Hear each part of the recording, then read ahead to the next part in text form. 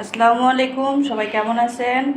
এই রমজান মাসে আমরা কম বেশি কিন্তু অনেক রকম শরবত জুস খেয়ে থাকি।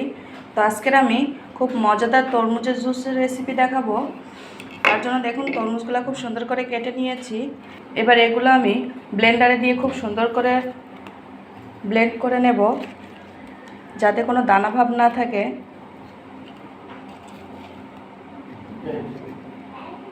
তরমুজের জুস খুব সুন্দর করে সেঁকে নিয়েছি। এবার এতে আমি পরিমাণ মতো অল্প করে চিনি দিয়ে দেব, যাতে সামান্য একটু মিষ্টি হয়।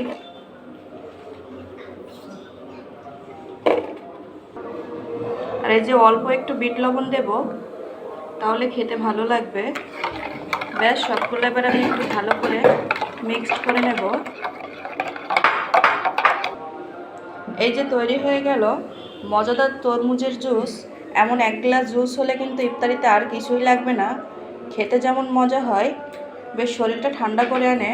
তো ধন্যবাদ কষ্ট করে শেষ পর্যন্ত ভিডিওটি দেখলেন। আসসালামু আলাইকুম।